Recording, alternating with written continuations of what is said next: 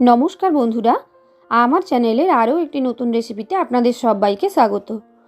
আজ শেয়ার করব ভীষণ কম উপকরণ দিয়ে বানানো একদম ডিম ভর্তি ট্যাংরা মাছের ঝালের রেসিপি। দেখো তোমাদের দেখাই, ট্যাংরা মাছগুলো দেখো কতটা ফ্রেশ আর একদম ডিম ভর্তি। ভালো করে মাছগুলোকে কেটে নুন আর সামান্য হলুদের গুঁড়ো মিশিয়ে রেখেছি। তো চলো রান্নাটা শুরু করা যাক। দেখো, রান্নাটা করার জন্য আমি প্রথমে গ্যাস অন করে কড়াইতে দিয়ে দিচ্ছি সর্ষের তেল। এবার তেলের মধ্যে নুন হলুদ দিয়ে মেখে রাখা ট্যাংরা মাছগুলোকে আমি ভেজে নেব। আর ট্যাংরা মাছ যেহেতু তেলে দিলে অনেকটাই ফাটে, তাই ট্যাংরা, পাবদা এসব জাতীয় মাছগুলো ভাজার আগে অল্প একটুখানি সর্ষের তেল কিংবা সাদা তেল মিশিয়ে ভাজলে অনেকটাই কম ফাটে। দেখো, মাছগুলোর এক পিঠ হয়ে গেলে তবেই আমি অপর পিঠ উল্টে নিচ্ছি। আর একদমই ভীষণ কড়া করে মাছগুলো ভাজার দরকার নেই, যেহেতু এগুলো পাতলা মাছ, তাই একদম কড়া করে ভাজলে অনেকটাই শক্ত হয়ে যায়, তাই একদম খুব বেশি কড়া করে ভাজার দরকার নেই। দেখো, উল্টে পাল্টে দু পিঠ প্রায় ভাজা হয়ে গেছে। এবার মাছগুলোকে তুলে নিচ্ছি।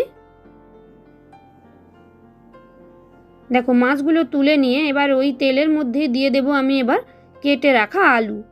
3টে বড় সাইজের আলু এইভাবে পাতলা টুকরো করে কেটে রেখেছি। একদম পাতলা নয়, আবার খুব বেশি মোটা নয়, টুকরো করে রেখেছিলাম। তার সঙ্গে সামান্য হলুদের গুঁড়ো আর অল্প নুন মিশিয়ে একটু চাপা ঢাকা দিয়ে আলুগুলোকে ভেজে নেব, যাতে খুব তাড়াতাড়ি আলুগুলো ভাজাও হয়ে যায় আর আলুগুলো সুন্দরভাবে সেদ্ধও হয়ে যায়। দেখো, একবার খুব ভালো করে নেড়ে চেড়ে এটাকে আমি ঢাকা দিয়ে 2 থেকে 3 মিনিট রান্না হতে দেব। ততক্ষণে আলুটার এক পিঠ ভাজাও হয়ে যাবে আর কিছুটা সেদ্ধও হয়ে যাবে। দেখো, একটু সময় পর উল্টে নিয়ে আবারও এপিঠ ওপিঠ নেড়ে চেড়ে নিয়ে এটাকে ঢাকা দিয়ে দেব। অনেক কম সময় এক্ষেত্রে আলুটা ভাজা বা সেদ্ধ দুটোই হয়ে যায়। আর বন্ধুরা, ট্যাংরা মাছের এই রেসিপিটা গরম ভাত দিয়ে খেতে অপূর্ব লাগে। দেখো, প্রায় আবারও 2 মিনিট ঢাকা দিয়ে রান্না করার পর আলুগুলোও ভাজা হয়ে গেছে। এবার আলুগুলোকেও তুলে নেব। আলুগুলো তুলে নিয়ে ওই তেলের মধ্যেই এবার আমি দিয়ে দেব পেঁয়াজ। একটা বড় সাইজের পেঁয়াজ একদম ছোটো কুচি করে কেটে রেখেছিলাম, পুরোটা দিয়ে দিলাম। সাথে দিয়েছি 3টে চেরা কাঁচা লঙ্কা।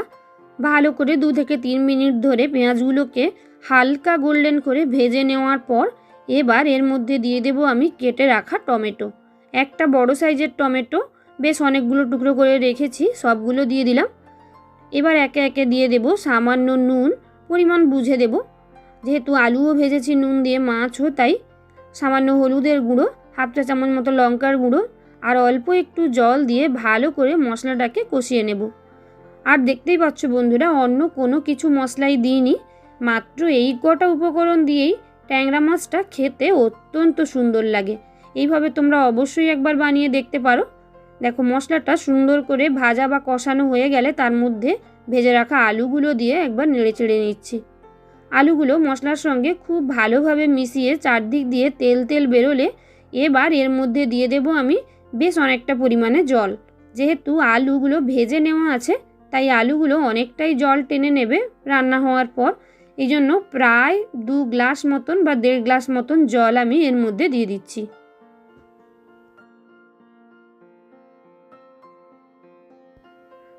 জলটা দিয়ে ভালো করে নেড়ে চেড়ে মিশিয়ে নিয়ে ঝোলটা ফুটে উঠলে এবার এর মধ্যে আমি দিয়ে দেব ভেজে রাখা মাছগুলো।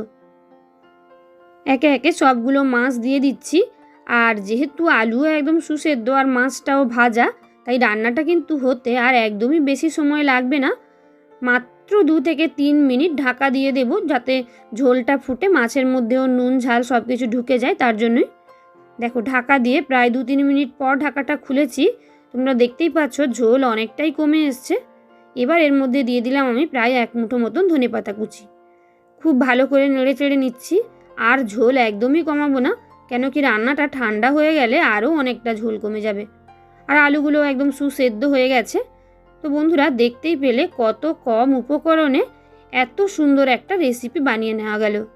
সবশেষে দিয়ে দিলাম স্বাদ বুঝে অল্প একদম 1 চিমটে মতন চিনি। যারা চিনি না পছন্দ করো না দিলেও পারো, তবে এই অল্প একটুখানি চিনি রান্নার স্বাদটা অনেকটা বাড়িয়ে দেয়। তো রান্না একদম কমপ্লিট। এবার গ্যাসটা অফ করে দিচ্ছি। তো বন্ধুরা, এত কম সময়ে এত সুন্দর একটা রেসিপি তোমরা অবশ্যই বাড়িতে একবার ট্রাই করে দেখতে পারো।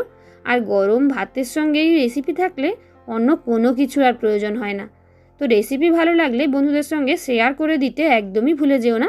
আর আমার চ্যানেলের নতুন বন্ধু হলে এই ধরনের আরও নতুন নতুন রেসিপির আপডেট পেতে এখনও যারা চ্যানেলটাকে সাবস্ক্রাইব করোনি ঝটপট সাবস্ক্রাইব করে অল নোটিফিকেশান অন করে রেখো। আসছি নতুন কোনো রেসিপি নিয়ে। টাটা।